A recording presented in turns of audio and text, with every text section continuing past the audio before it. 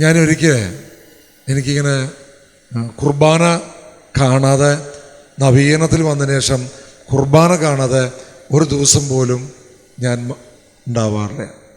പക്ഷെ എൻ്റെ ഉള്ളിൽ മുഴുവൻ വിശുദ്ധ കുർബാന ഇല്ലാതെ ഒരു ദിവസം മാറാൻ പറ്റില്ല. ഇപ്പോൾ ഡൽഹിയിൽ ധ്യാനിപ്പിക്കാൻ പോവാ. അപ്പോൾ ജോസച്ചനുണ്ടോ? അപ്പം ആ ധ്യാനിപ്പിക്കാൻ ഇങ്ങനെ പോയിക്കൊണ്ടിരിക്കുമ്പോൾ ഞാൻ അച്ഛനടുത്ത് പറഞ്ഞു, അച്ഛാ നമുക്ക് ട്രെയിനിൽ വിശുദ്ധ കുർബാന അർപ്പിക്കണം. ഞാൻ കയ്യിൽ വയ്ക്കാം, നമുക്ക് കമ്പാർട്ട്മെൻറ്റിലിരുന്ന് വിശുദ്ധ കുർബാന അർപ്പിക്കാം. അങ്ങനെ ഞങ്ങളുടെ ആ തീക്ഷ്ണത കൊണ്ട് വിശുദ്ധ കുർബാന ട്രെയിനിൽ വെച്ച് അർപ്പിച്ചു. ധ്യാനം കഴിഞ്ഞ് റിട്ടേൺ വരുന്ന സമയത്ത് അച്ഛൻ അവിടുന്ന് ഫ്ലൈറ്റിൽ പോന്നു. ഞങ്ങൾ തിരിച്ച് എന്തിൽ വരണം? ട്രെയിനിൽ വരണം. അപ്പോൾ ട്രെയിനിനകത്ത് ആരില്ല, ബലി അർപ്പിക്കാനുള്ള ആളില്ല. എനിക്ക് ആകെ ടെൻഷനായി.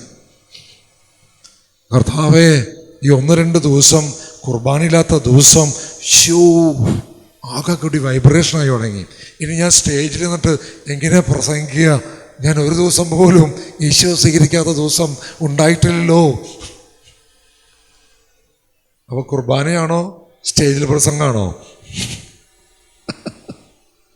സ്റ്റേജിലെന്ന് പറയാണ് എന്ത് പറയണേ?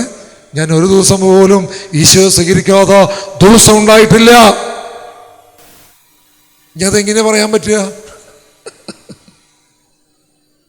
സംഭവം എൻ്റെ മകൻ മരിച്ചു കിടക്കുമ്പോഴും പോസ്റ്റ്മോർട്ടത്തിന് വിട്ടപ്പോഴും ഞാൻ കുർബാനയ്ക്ക് പോയി. പോസ്റ്റ്മോർട്ടം ദൃശ്യം മണിക്കൂറത്തിലേക്ക് പോസ്റ്റ്മോർട്ടത്തിന് വിട്ടു, പക്ഷെ ഞാൻ കുർബാനയ്ക്ക് പോയി. ഉള്ളിൻ്റെ ഉള്ളിൽ അത് സാഹചര്യം എനിക്ക് പോകാണ്ടായിരുന്നു, ഞാൻ പോയി. പക്ഷെ സാഹചര്യം ഇല്ലെങ്കിലാ ഞാൻ തൊട്ട് എന്നാ ചെയ്യുന്നറിയോ? ഭ്രാന്തനെ പോലെ കമ്പാർട്ട്മെൻറ്റിൻ്റെ ഒരറ്റം മുതൽ മറ്റേ അറ്റം വരെ ഓടിക്കൊണ്ടിരിക്കുക. അറിയ ആസ്വദിച്ച് ഒരു മനസ്സിലാവുണ്ടോ? എന്തിനാ ഓടണമെന്നറിയാവോ? ഏതെങ്കിലും കമ്പാർട്ട്മെൻറ്റിൽ ഏതെങ്കിലും അച്ഛന്മാരുണ്ടോ നോക്കാൻ. അതിനാ ഓടിക്കൊണ്ടിരിക്കുന്നത്. അങ്ങനെ ഓടി ഒരു സ്ഥലത്ത് ഒരു അച്ഛനും കന്യാസ്ത്രീ ഇരിക്കുന്നത് ഞാൻ കണ്ടു. അച്ഛൻ യൂണിഫോമിലല്ല, സാധാരണ അച്ഛനൊരു മിഷൻ അച്ഛനാണ്. ഞാൻ പറഞ്ഞു, ഞാനൊരു വചന പ്രഘോഷകനാണ് അച്ഛാ. അന്ന് യൂട്യൂബൊന്നും ഇല്ലാത്തൊരു കാലഘട്ടം. അപ്പോൾ അങ്ങോട്ട് തന്നെ പറഞ്ഞു കൊടുക്കണം, ഞാനൊരു വചന പ്രഘോഷകനാണ് അച്ഛാ.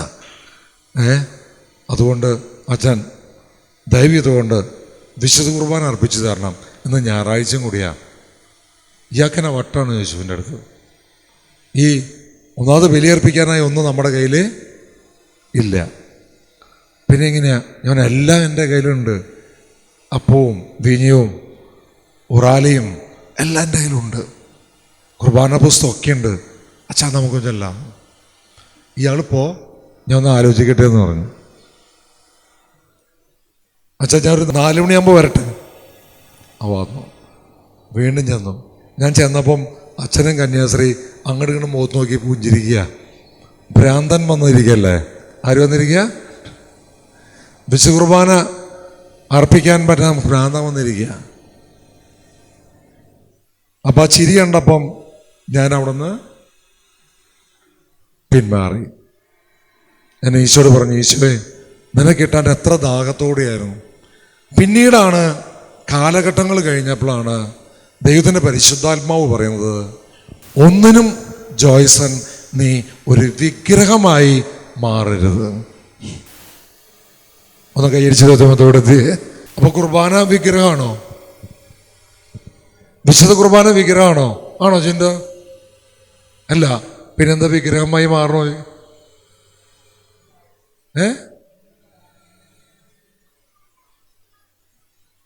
അപ്പൊ എന്താണ് വിശുദ്ധ കുർബാന എന്ന് ആദ്യം പഠിക്കണം. എന്താണ് ജപമാല എന്ന് പഠിക്കണം. എന്താണ് കുടുംബ പ്രാർത്ഥന എന്ന് പഠിക്കണം. എന്താണ് അഡോറേഷൻ, ആരാധന നമ്മൾ പഠിക്കണം. ഇത് പഠിക്കാതെയുള്ള ഒരു തട്ടിക്കുട്ട്, ആഴമില്ലാത്ത ഒരു വിശ്വാസം. ഇങ്ങനെ ദിവസം കുർബാനയ്ക്ക് പോകണം, ദിവസം കുടപ്രാർത്ഥന നടത്തിക്കണം, ഒത്തിരി കൊന്തകൾ ചെല്ലണം, ഇല്ലെങ്കിൽ കർത്താവ് ശോഭിക്കും എന്നെല്ലാവരോടും ഇരിക്കുക. പെട്ടെന്ന് ഒരു പാകിസ്ഥാൻ തീവ്രവാദി തോക്കം കൊണ്ട് വന്നു, AK-47 കൊണ്ട്. ഇങ്ങനെ വെടിവെക്കുന്ന തോക്കേ നേന്ന് അൾത്താരയിലേക്ക്, സ്റ്റേജിലേക്ക് കയറി. എന്നിട്ട് പറയാണ്, ക്രിസ്ത്യാനിയാണെന്ന് പറഞ്ഞാൽ അപ്പ വെടിവെക്കും. ഓരോരുത്തരോരുത്തർ വാങ്ങുന്നു, ഓരോരുത്തരോരുത്തർ വന്നു. നീ ക്രിസ്ത്യാനിയാണോ? അപ്പൊ നീ കൊന്ത ചെല്ലുന്നുണ്ടല്ലോ? ഉണ്ട്. നീ ദിവസം കുർബാനയ്ക്ക് പോകുന്നുണ്ടല്ലോ? ഉണ്ട്. ഇപ്പൊ നീ ക്രിസ്ത്യാനിയല്ല? അല്ല.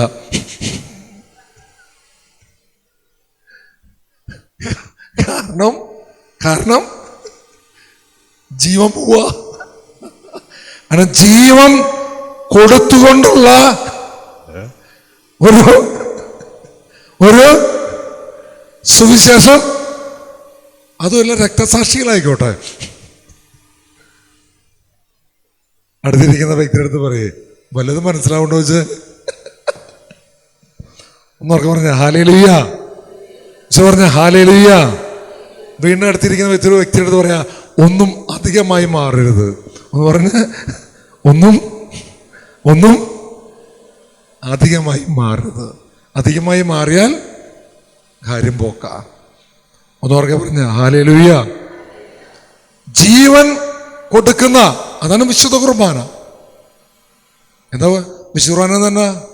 സ്വന്തം ജീവൻ, നമ്മുടെ അപ്പൻ മകന്റെ ജീവൻ നമുക്ക് വേണ്ടി അർപ്പിക്കപ്പെട്ടതിന്റെ അനുസ്മരണമാണ്.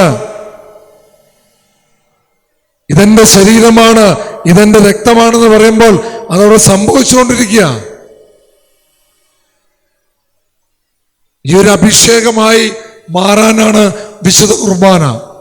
വചനം മുറിക്കപ്പെടുന്നു, അപ്പം മുറിക്കപ്പെടുന്നു, അതിനുശേഷം നമ്മെ തന്നെ മുറിക്കപ്പെടുമ്പോഴാണ് റിയൽ വിശുദ്ധ കുർബാനയായി മാറുന്നത്. കയ്യടിച്ച് യോധമത്തപ്പെടുത്തിയേ. ബ്രദറെ, വചനം മുറിച്ചോട്ടെ, അപ്പം മുറിച്ചോട്ടെ, പക്ഷെ എന്നെ മുറിക്കരുതേ. അതെനിക്ക് താല്പര്യമില്ല. ഞാൻ പെട്ടെന്നൊരു ഓർമ്മ വരികയാണ്. മിഷൻ പ്രത്യേകിച്ച് പ്രദേശങ്ങളിലേക്ക് ധ്യാനിപ്പിക്കാൻ എനിക്ക് 7-8 വർഷങ്ങൾക്ക് മുമ്പ് ആ സമയത്ത് തന്നെ മുംബൈയിലേക്കാണെന്നുണ്ട്. എൻ്റെ കൂടുതൽ തോമസ് ബ്രദറൊക്കെ ഉണ്ട്, അച്ഛനുണ്ട്, ജോസഫുണ്ട്. ഞങ്ങൾ യാത്ര ചെയ്തുകൊണ്ടിരിക്കുക. അപ്പം ആന്ധ്രാപ്രദേശ് എത്തി കഴിഞ്ഞപ്പോൾ വണ്ടി ഏകദേശം ഒരു 5-6-8 മണിക്കൂർ ട്രെയിൻ പ്ലാറ്റ്ഫോമിൽ തന്നെ കിടന്നു. പ്ലാറ്റ്ഫോമിൽ വണ്ടി കിടക്കുക. പെട്ടെന്ന് ഞാനും തോമസ് ബ്രദറും കൂടി പുറത്തേക്ക്, കുറെ നേരമായില്ല, ബോറടിച്ചുകൊണ്ടിരിക്കുന്ന പുറത്തേക്ക് കുറച്ച് വെള്ളം കുടിക്കാനും ഒക്കെ പുറത്തേക്ക് ഇറങ്ങി വരുമ്പോൾ പെട്ടെന്ന് വണ്ടി സിഗ്നലായി, ഹോർണടിച്ചു. അവരൊരു 7-8 മണിക്കൂർ പുറത്ത് കിടന്നപ്പോൾ ജനം മുഴുവൻ പുറത്തായിരുന്നു. എല്ലാവരും അങ്ങ് തള്ളിക്കേറി ട്രെയിനകത്തേക്ക് അങ്ങ് കയറുക. അപ്പൊ ഞാനും തോമസ് ബ്രദറും ഇങ്ങനെ നടന്നുകൊണ്ടിരിക്കുക ഞങ്ങളുടെ കമ്പാർട്ട്മെന്റിലേക്ക്. അപ്പൊ ഒരു മനുഷ്യൻ ശരീരം മുഴുവൻ വ്രണമായി, അടിവസ്ത്രം പോലില്ലാതെ, തൻ്റെ മല വിസർജനം ബാക്ക് കൂടെ ഇങ്ങനെ പോയോണ്ടിരിക്കുക. അയാൾക്ക് ഒരു ഇഞ്ച് നടക്കാൻ പറ്റില്ല.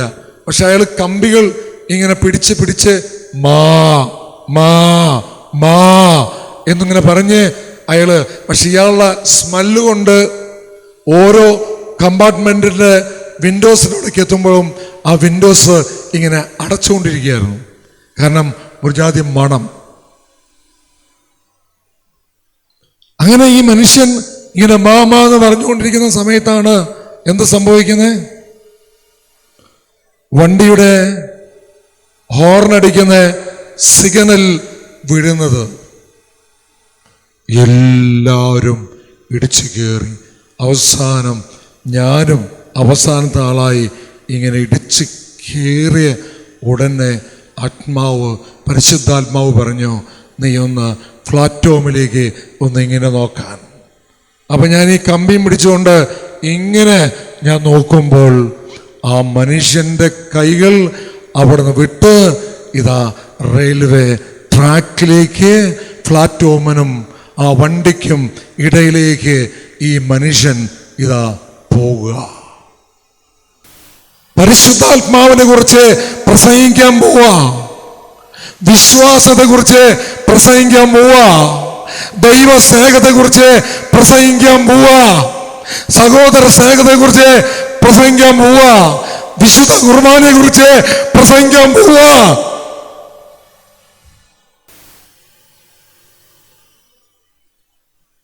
എനിക്ക് തോന്നുന്നു പ്രകാശ വർഷത്തിൽ എന്നൊക്കെ പറയണ്ട, പ്രകാശവർഷം കേട്ടുണ്ടോ?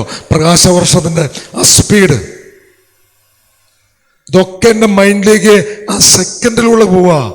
ഒന്നും നോക്കിയില്ല, ഞാൻ ചാടി പ്ലാറ്റ്ഫോമിലേക്ക്. ആ ചാടിയ ആ സെക്കൻഡിൽ അത് എൻ്റെ ശരീരത്തിൽ വന്ന് പിടിച്ചു. ഞാൻ വലിച്ച്, പക്ഷെ ഏതോ ഒരു അത്ഭുത ശക്തി എന്നെ പിടിച്ച് ഒറ്റ തള്ളില കമ്പാർട്ട്മെന്റ് ഉള്ളിലേക്ക്. ഞാനും ആ മനുഷ്യനും കൂടി ആ വഴിയിലേക്ക് വന്ന്, ഏത് വഴിയിലേക്ക്? കമ്പാർട്ട്മെന്റ് വഴിയിൽ വന്ന് വീണു. ഇങ്ങനെ ജനങ്ങൾ മുഴുവൻ ഓടി വരുന്നു. എൻ്റെ ശരീരത്തിന് മുഴുവൻ മലം. ഈ ആ മനുഷ്യനെ ഞാൻ അവിടെ ഇരുത്തി വെള്ളം കൊടുത്ത് അവിടെ ഞാൻ ഓടി മാറി, എൻ്റെ രസകം മാറി ഓടി. എൻ്റെ ദൈവങ്ങളെ, എൻ്റെ കൺമുമ്പിൽ വെച്ച് ആ മനുഷ്യൻ ആ പ്ലാറ്റ്ഫോമിൻ്റെ ഇടയിൽ പോയി പീസായി മാറിയാൽ ഞാൻ വിശുദ്ധ ബലി അർപ്പിച്ചതിന് വല്ല ഉപകാരമായി മാറും. സ്നേഹിക്കുന്നതിന് വേണ്ടി ജീവൻ ബലി കഴിപ്പിക്കുന്നതിനേക്കാൾ വലിയ സ്നേഹമില്ലെന്ന് പഠിപ്പിച്ച ദൈവം എനിക്ക് പ്രസംഗിക്കാൻ എളുപ്പമാണ്. പക്ഷെ എൻ്റെ സ്വന്തം ജീവിതത്തിലേക്ക് അത് ആവർത്തിക്കപ്പെടുമ്പോൾ ഉണ്ടെങ്കിലേ, എൻ്റെ ദൈവമക്കളെ, ഒന്നിനും നമ്മൾ വിഗ്രഹങ്ങളായി മാറരുത്. ഈശോ ഓരോന്നോരോന്നായി പഠിപ്പിച്ചു തന്നു. നിനക്ക് അവസരം കിട്ടിയില്ലെങ്കിൽ വേണ്ട, പക്ഷെ ആ കുർബാനയുടെ അവിടെ അർപ്പിക്കുന്ന സമയത്ത് നിന്റെ ഉള്ളിൽ നീ ആഗ്രഹിച്ചാൽ മതി. നിന്റെ ഉള്ളൊന്ന് ആഗ്രഹിച്ചാൽ മതി, കർത്താവേ, ഈ സമയം എനിക്ക് ബലിയർപ്പിക്കാൻ പറ്റുന്നില്ലല്ലോ, ഞാൻ കിടപ്പായല്ലോ അല്ലെങ്കിൽ യാത്രയിലായല്ലോ, ആ ബലി ആത്മന സ്വീകരിക്കാനുള്ള ഒരു ശക്തി എനിക്ക് തരണേ എന്ന് പറഞ്ഞാൽ ആ നിമിഷം ഞാൻ ബലിയർപ്പിച്ചു കഴിഞ്ഞു. കൈയടിച്ച് തോന്നുമെടുത്ത്. ഇതാണ് ബലിയർപ്പണം, ഇതാണ് പ്രാർത്ഥനകൾ.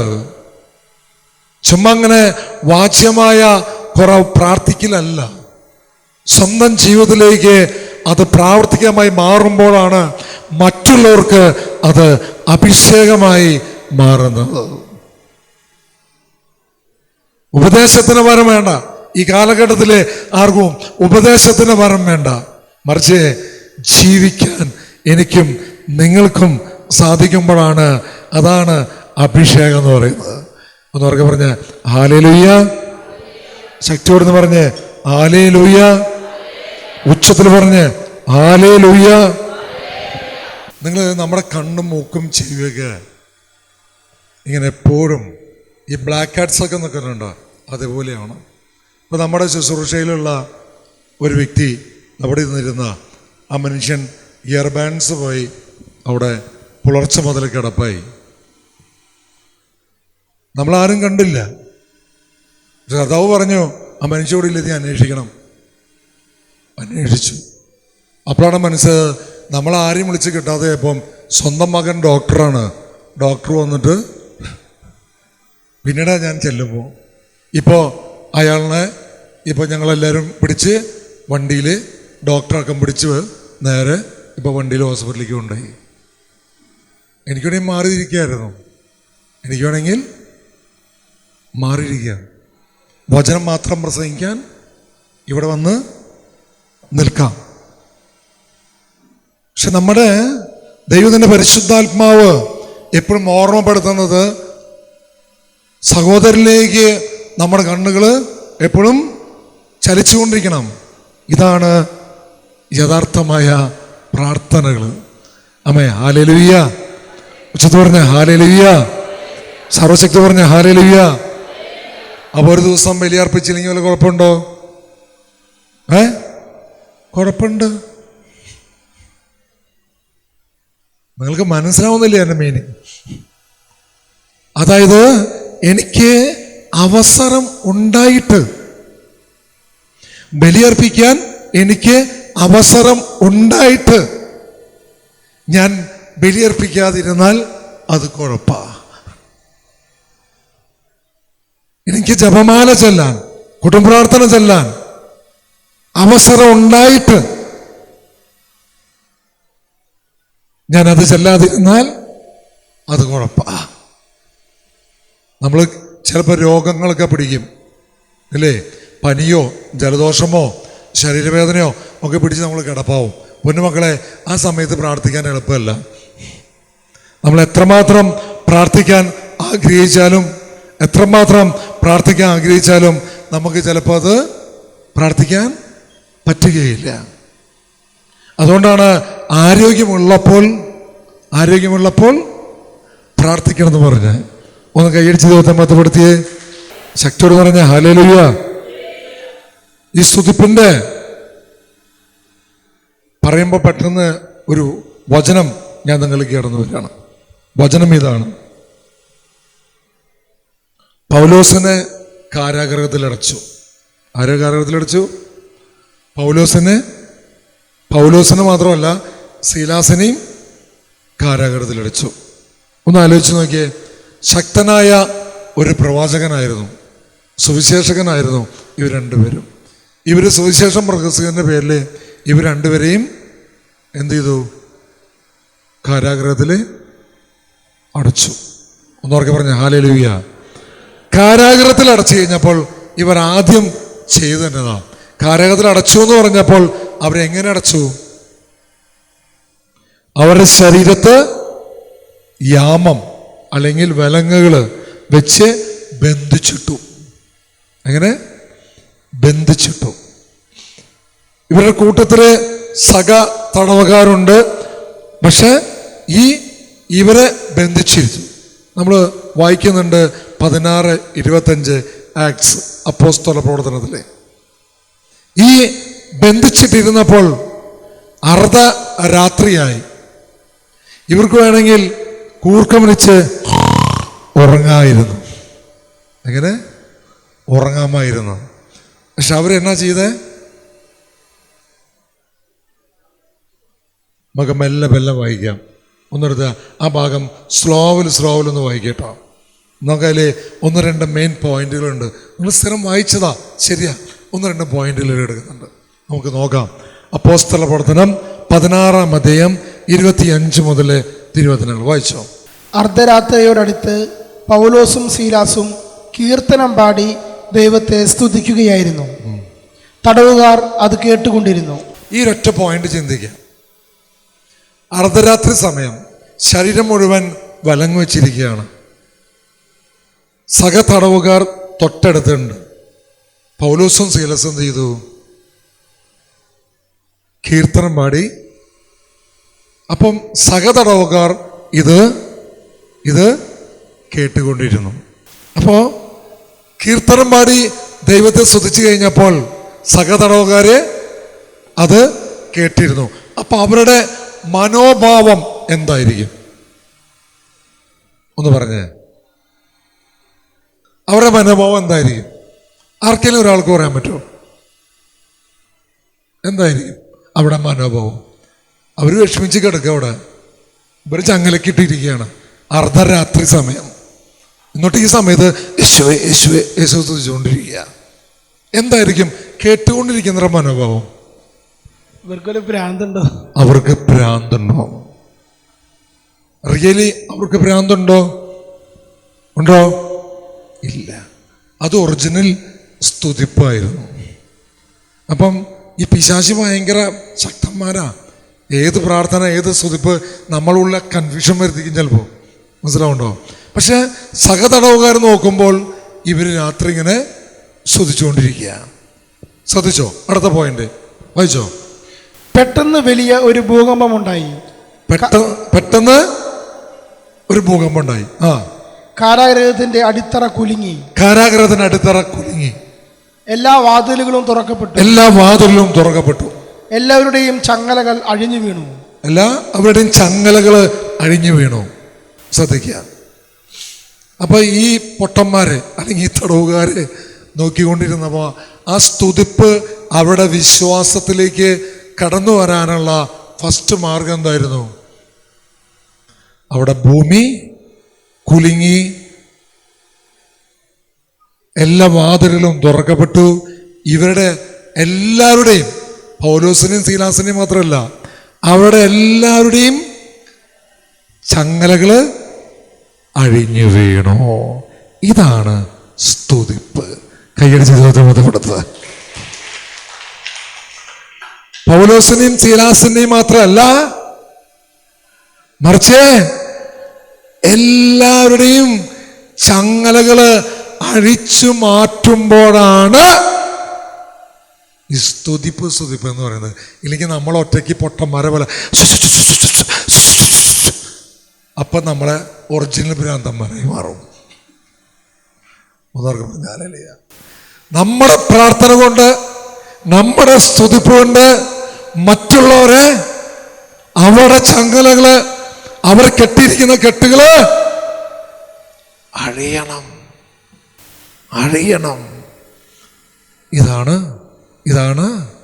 ഇതാണ് എന്ത്? സ്തുതിപ്പ്.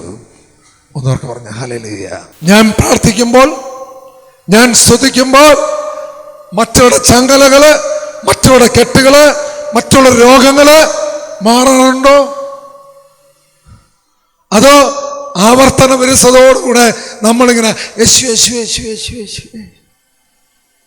അത് കാണുമ്പോഴാണ് കേട്ടുകൊണ്ടിരിക്കുന്ന, കണ്ടുകൊണ്ടിരിക്കുന്ന വ്യക്തികള് ഇത് വട്ടാണ്.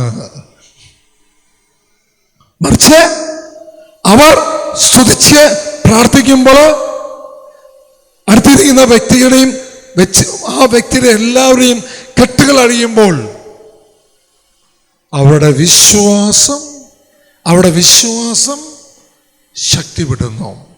ഒന്നോർക്കെ പറഞ്ഞ് ഹല്ലേലൂയ, ഹല്ലേലൂയ, ഹല്ലേലൂയ. അടുത്ത വചനം വായിക്കാം.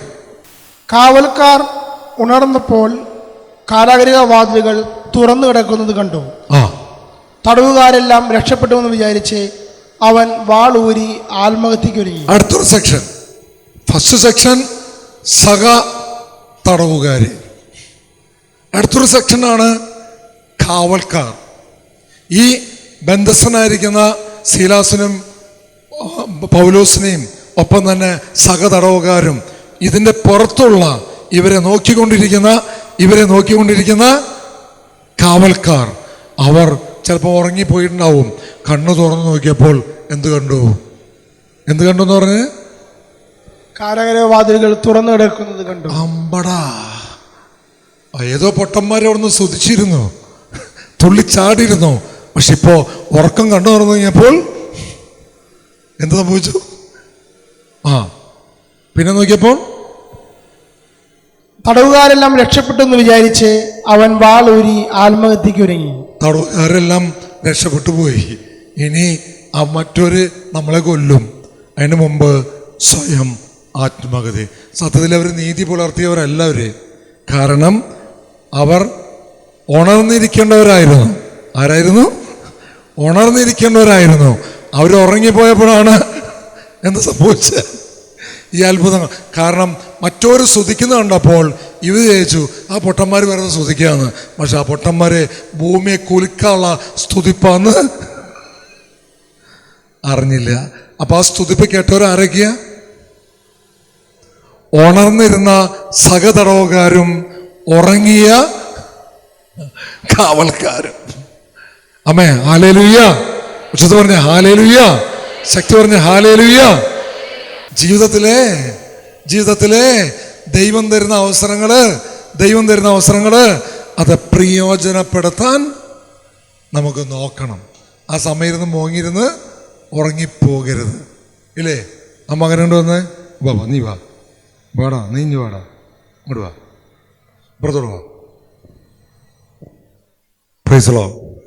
ഈ മകൻ ഒന്ന് വചനം കേൾക്കാൻ ഉണരാൻ വേണ്ടി ഈ മകൻ കടന്നു വന്നു. ഗാഗുൽത്ത ധ്യാന മന്ദിരത്തിൻ്റെ അടുത്താണ് ഈ മകൻ വന്നു. അപ്പനും ഉണ്ട്, അപ്പനും മോനും അല്ലേ? സോറി, അമ്മായിപ്പനാണ്. അപ്പൻ തന്നെയല്ലേ അത്? അമ്മായിപ്പനും മോനും കൂടെ എത്തി. ആളൊരു ആഗ്രഹമായിരുന്നു വചനം കേൾക്കണം. വചനം കേൾക്കാനായി വന്നു. വചനം കേട്ടപ്പോൾ എന്ത് ഭൂകമ്പ സംഭവിച്ചേ? എനിക്ക് വിസ കിട്ടി കാനഡയിലേക്കുള്ളത്. ഞാൻ കിട്ടാത്തതിൻ്റെ വിഷമത്തിലായിരുന്നു ഇവിടേക്ക് കടന്നു വന്നത്. അപ്പോൾ തിരിച്ചെനിക്ക് സന്തോഷത്തോടെ പോവാം. അതിൻ്റെ അപ്രൂവൽ ലെറ്റർ കിട്ടി. പാസ്പോർട്ട് സബ്മിറ്റ് ചെയ്യാൻ മാത്രമേ വേണ്ടൂ. എപ്പോൾ കിട്ടി? ഇപ്പോൾ ഇന്ന് രാവിലെ കിട്ടി. 6 മാസത്തോളമായി പാസ്പോർട്ട് കയ്യിൽ കൊണ്ടാണ് ഞാൻ വേണ്ട, പാസ്പോർട്ടും കയ്യിൽ പിടിച്ചിട്ട് വന്നേ. മനസ്സിലായ? 6 മാസമായി കാനഡ അല്ലേ? കാനഡയിലേക്ക് പോകാൻ വേണ്ടി വന്നിരുന്നു. എന്നാൽ അമ്മാനപ്പൻ അല്ലെങ്കിൽ അപ്പനോടൊപ്പം ഒന്ന് വചനം കേൾക്കാനായി വന്നിരുന്നു. അപ്പം ഈ സ്തുതിപ്പിലൂടെ എന്ത് സംഭവിച്ചു? എനിക്ക് ദൈവത്തിൻ്റെ അനുഗ്രഹം കിട്ടി. നീ ഉറങ്ങിയോ ഉണർന്നിരുന്നോ? ഉണർന്നിരുന്നു. കൈയടിച്ച ദൈവത്തെ. Hallelujah, hallelujah. പൊന്നുമക്കളെ, ഉണർന്നിരിക്കേ. എങ്ങനെ ഉണർന്നിരിക്കേ. കർത്താവ് നിങ്ങളുടെ ജീവിതത്തിലേക്ക് അത്ഭുതങ്ങൾ ചെയ്യാൻ തയ്യാറാണ്. പക്ഷെ നമ്മൾ എന്നാ ചെയ്യും? ഈ ഉറക്കം നോങ്ങിയിരിക്കുക, അല്ലെങ്കിൽ ഇവിടുത്തെ ഈ ധ്യാനം എങ്ങനെ നടക്കണേക്കെ നോക്കി ചുറ്റിക്കറങ്ങി നടക്കുക. എന്നാ ദൈവമക്കളെ, അവൻ ശുശ്രൂഷകനായാലും അല്ലെങ്കിൽ ധ്യാനം കൂടാൻ വരുന്ന വ്യക്തിയാണേലും അവൻ ജ്വലിക്കുന്നവനാണെങ്കിൽ അവൻ കണ്ണ് തുറന്നിരിക്കും. കാരണം തൻ്റെ ജീവിതത്തിലേക്ക് ഇനി ഒരുപാട് കാര്യങ്ങൾ നടക്കേണ്ടതുണ്ട്. ഓക്കെ, ഇവൻ ആത്മഹത്യ ഒരുങ്ങി കഴിഞ്ഞപ്പോൾ നെക്സ്റ്റ് എന്ത് സംഭവിച്ചു? എന്നാൽ പൗലോസ് വിളിച്ചു പറഞ്ഞു, സാഹസം കാണിക്കരുത്, ഞങ്ങൾ എല്ലാവരും ഇവിടെ തന്നെയുണ്ട്. വിളക്ക് കൊണ്ടുവരാൻ വിളിച്ചു പറഞ്ഞിട്ട് അവൻ അകത്തേക്ക് ഓടി. പേടിച്ചു വിറച്ച് അവൻ പൗലോസിന്റെയും സീലാസിന്റെയും കാൽക്കൽ വീണു. അവരെ പുറത്തു കൊണ്ടുവന്ന് അവൻ ചോദിച്ചു, യജമാന്മാരെ, രക്ഷ പ്രാപിക്കാൻ ഞാൻ എന്തു ചെയ്യണം? സുവിശേഷ പ്രഘോഷിക്കാൻ ആ പൗലോസും സീലാസും അവിടെ സുവിശേഷം പ്രഘോഷിച്ചോ? ആ കാരാഗ്രഹത്തിൽ സുവിശേഷം പ്രഘോഷിച്ചോ? അവരവിടെ പ്രാർത്ഥിച്ചോളൂ.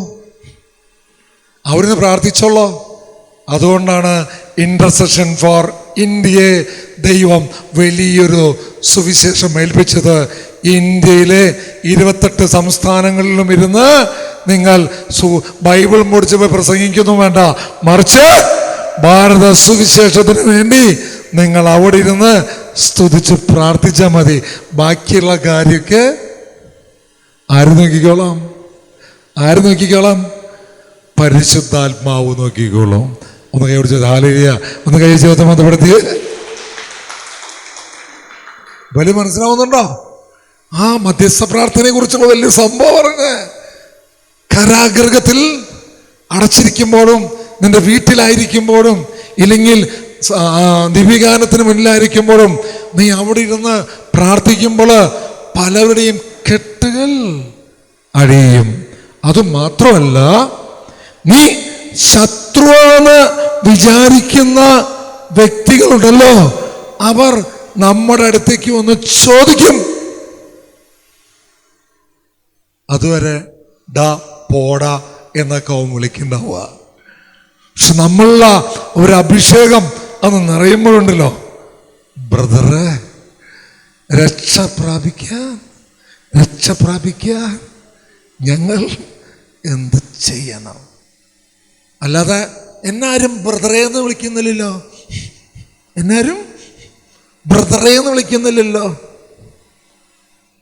എഴുതി ചേർക്കലല്ല ബ്രദർ, മറിച്ച് നമ്മളിലുള്ള അഭിഷേകം മറ്റുള്ളവർക്ക് പകരപ്പെടുമ്പോൾ അവരിൽ നിന്നും ആ പരിശുദ്ധാത്മാവ് പറയാ, പൊന്നു മകളെ, അത് ദൈവത്തിൻ്റെ ദാസനാണ്, അത് ദൈവത്തിൻ്റെ ദാസിയാണ്. ആമേൻ, ഹല്ലേലൂയ. പറഞ്ഞ ഹല്ലേലൂയ. ഇതാണ് സുവിശേഷം. സത്യം അറിയാതെ വെറുതെ ഇങ്ങനെ തലവേദന മാറി, നടുവേദന മാറി, അത് മാറി, ഇത് മാറി, നല്ലതാ, ഇതൊക്കെ മാറണം. അല്ലെങ്കിൽ ജോലി കിട്ടി, അല്ലെങ്കിൽ വിസ തടസ്സം മാറിയിട്ട് പുള്ളിക്കാരങ്ങ് കാനഡയിൽ പോയി, പിന്നെ അങ്ങ് അടിച്ചു പൊളിച്ചു പോയി. അപ്പം എന്ത് സംഭവിക്കും? ഈ കേട്ട വചനം മുഴുവൻ ആര് കൊത്തിക്കൊണ്ടുപോകും? പിശാച് വന്ന് കൊത്തിക്കൊണ്ടുപോകും. അടുത്തിരിക്കുന്ന വ്യക്തിയുടെ കൈ പിടിച്ചോണ്ട് അടിച്ചു പൊളിക്കല്ലേ, അടിച്ചു പൊളിക്കല്ലേ. പലതും മനസ്സിലാവുന്നില്ല എൻ്റെ ശബ്ദം അടഞ്ഞപ്പോ. ഒന്നോർക്ക് പറഞ്ഞേ ഹല്ലേലൂയ, ശക്തി പറഞ്ഞ ഹല്ലേലൂയ. അപ്പം ഞാൻ നിങ്ങളുടെ അടുത്ത് പറഞ്ഞത് കുർബാനയ്ക്ക് പോകണ്ടെന്നാണോ പറഞ്ഞേ? പ്രാർത്ഥിക്കേണ്ടെന്നാണോ ഞാൻ പറഞ്ഞേ? എന്താണ് കുർബാനയൊന്നും? ഒന്നും നിങ്ങളുടെ വിഗ്രഹമായി മാറരുത്. ഒന്നും നിങ്ങളുടെ വിഗ്രഹമായി മാറരുത്. ഒരു ദിവസം കുർബാന കണ്ടില്ലെങ്കിൽ എന്തെങ്കിലും പ്രശ്നമുണ്ടോ? പ്രശ്നമുണ്ട്. എങ്ങനെ? പ്രശ്നമുണ്ട്. അവസരം ഉണ്ടായിട്ട് ഞാൻ കുർബാനയ്ക്ക് പോയില്ലെങ്കിൽ പ്രശ്നമുണ്ട്. അവസരം ഇല്ലാതെ എനിക്ക് ബലിയർപ്പിക്കാൻ പറ്റിയില്ലെങ്കിൽ എന്നാ സംഭവിക്കും? കർത്താവ് അത് കാണും. ഒന്നോർക്കെ പറഞ്ഞ ഹല്ലേലൂയ. നമ്മൾ ആരെയും നന്നാക്കാൻ നോക്കണ്ട. നമ്മുടെ ഭർത്താക്കന്മാരെയും ഭാര്യയും നമ്മൾ ആദ്യം നന്നാക്കാൻ നോക്കണ്ട. ഒരു ചെറിയ അനുഭവം പറയാനുണ്ടാവും. ഞാൻ നവീകരണത്തിൽ വന്നു കഴിഞ്ഞപ്പോൾ ഒരുപാട് ദർശനങ്ങളൊക്കെ എനിക്ക് കിട്ടാൻ തുടങ്ങി.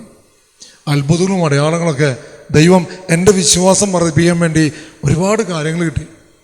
അപ്പം അന്ന് മുതൽ ഞാൻ പ്രഭാതത്തിൽ എഴുന്നേറ്റ് പ്രാർത്ഥിക്കാൻ തുടങ്ങി. ഈ 18 വർഷമായിട്ട് ഞാൻ പ്രാർത്ഥിക്കുന്നുണ്ട്. ഇടയ്ക്ക് എങ്ങനെ ക്ഷീണമാണെങ്കിൽ ഉറങ്ങി പോകുന്നു മാത്രമല്ലോ. അപ്പോൾ തുടക്കത്തിൽ ഞാൻ എഴുന്നേറ്റ് വീട്ടിൽ പ്രാർത്ഥിച്ചുകൊണ്ടിരിക്കുമ്പോൾ 4-4:30 എഴുന്നേറ്റപ്പോൾ എൻ്റെ ഭാര്യ അവിടെ കൂർക്കം പിടിച്ചുറങ്ങുക. കുറച്ച് നാൾ കഴിഞ്ഞപ്പോൾ എനിക്ക് ഭ്രാന്തായി. ഇല്ലേ, കരിസ്മാറ്റിക്കാർക്ക് ഭ്രാന്ത് പിടിച്ച ഭയങ്കരത ഭ്രാന്ത. അവരാണ് ലോകത്തിലെ പരമവിശുദ്ധര്.